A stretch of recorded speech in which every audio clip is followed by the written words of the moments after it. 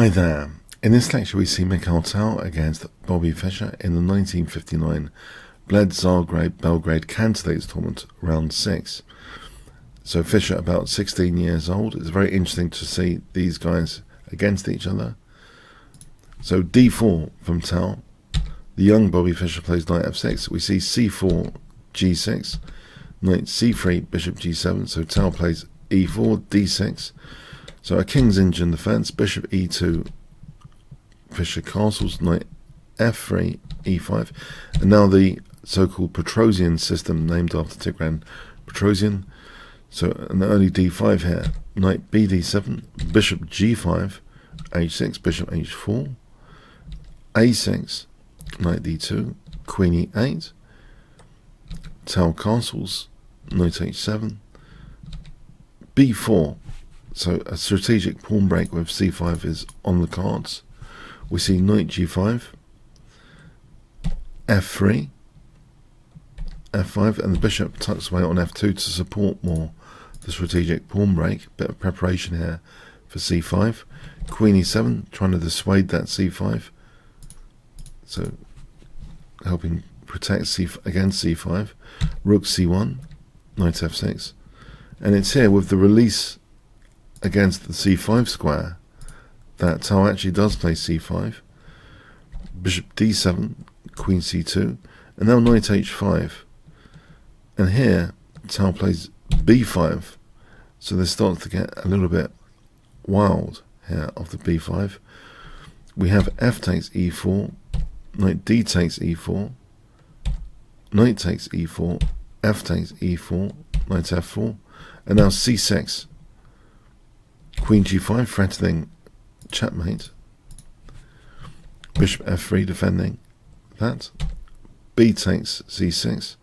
D takes. And now one consequence here of this queenside play is that this diagonal is a bit sensitive for black. We see bishop g4. Bishop takes g4. Queen takes g4. Bishop e3. So that defends against the mate threat again. A takes b5, and now here, interestingly, perhaps you can argue, bishop takes f4. It does open up this dark square bishop after e takes f4, but we have knight takes b5, putting pressure on c7. Rook f7, and now queen c4 pinning that rook, renewing the threat of knight takes c7, and Fischer reacts with rook c8. It seems that this might actually be a little bit of a mistake. Perhaps king f8 is more accurate. Strange move to sort of make, but it does unpin and serve to defend c7 like that. And if rook c2, bishop e5, it seems as though, for example, here black shouldn't have too many problems. It's an efficient way of defending c7, and maybe the knight could be evicted if it goes in like that. It seems as though overall there are resources for black like d5 here, which is interesting. So this could get tricky for white quite quickly. If, for example, queen takes, then there's rook d6, and white has only a perpetual here, it seems, with best play. Then there's wild stuff anyway on king f8, but we have this commitment, this kind of passive rook with rook c8 instead. Rook f3, bishop e5, and white's rooks seem more aggressively placed there in relation to the pin, trying to exploit the pin. We have king g7. If g5, black again, okay, it seems plausible, but after h3, in fact, the queen is evicted from this key diagonal, and the queen can actually now, as soon as this leaves the diagonal, queen e6, and it seems, for example, here, there's a good move in this position. Can you spot it? Which gives white a nice advantage for 100 points.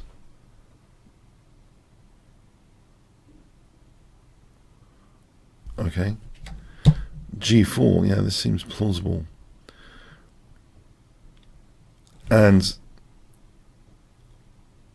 simplification is going to help white here because of knight takes c7 after, and this outside pass pawn. So let's imagine queen h4 is played. Then knight takes c7, white's just got a big advantage.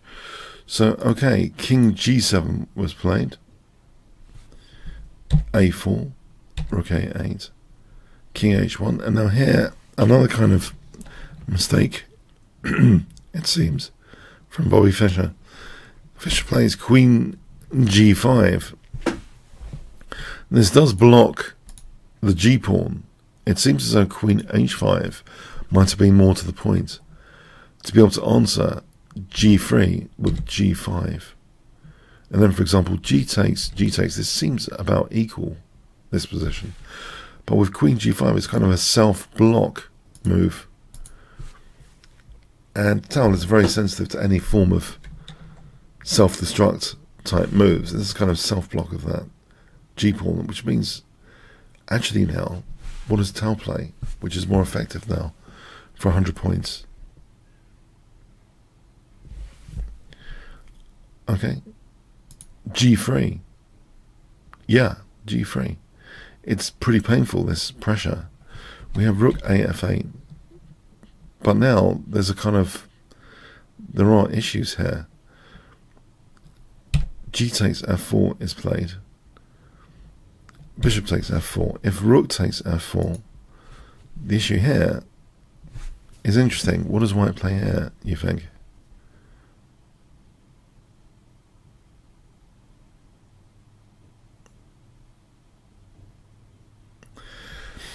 White gets a kind of gigantic family fault potentially with knight takes c7. Even though temporarily a rook down after rook takes f3, white plays knight e6 check here with a big fork indeed. Huge fork. And it's interesting that in this position white can, the best move is just rook takes f3. So leaving the queen attacked. Queen's got no major check, and this is big trouble. Black's losing here. This is a lot stronger than anything else. A lot stronger to take the queen, and then rook takes f1. So yeah, this is just crushing here, and white will just has got resources like knight f4 here to defend against mate and get the queen in to make the black king. So this is pretty hopeless after for black. So it's interesting, yes, that rook takes f4 fells to knight takes c7. Queen g4 is interesting as well. Maybe white only has a small edge here after knight d4.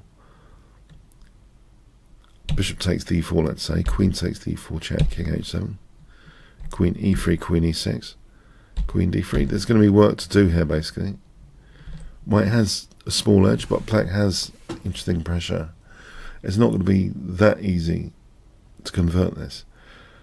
So that is an interesting option, queen g4 it seems, out of them. But in the game, bishop takes f4 was played. And now, guess what Fischer plays here for 100 points? There is a kind of weakness of the last move tapped into it. Okay, knight d4, yeah, threatening again this big knight e6 check, fork. So queen h4 threatens mate, but a radical solution, 100 points. What does Tal play here? Very tactical game. Okay, rook takes f4, but equally it seems knight e6 at this point is good as well. For example, king h7, rook takes f4. And if rook takes f4, knight takes f8 check. So this is devastating. Black's going to run out of checks. It's going to be no problem.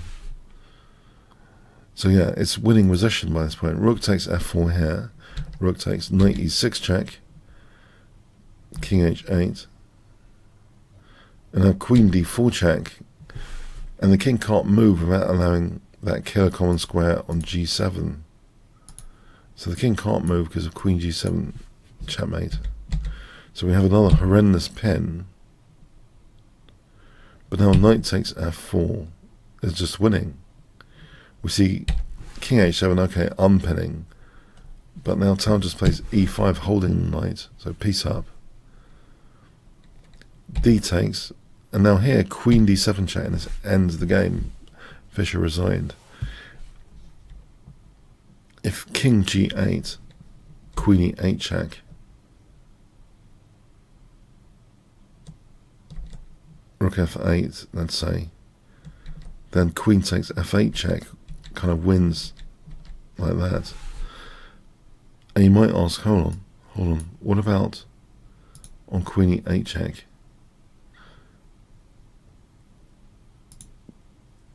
Sorry, on queen e8 check, we mentioned rook f8. If king g7,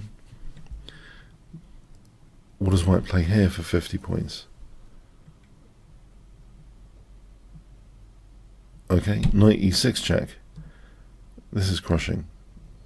If rook takes, then rook f7 is checkmate.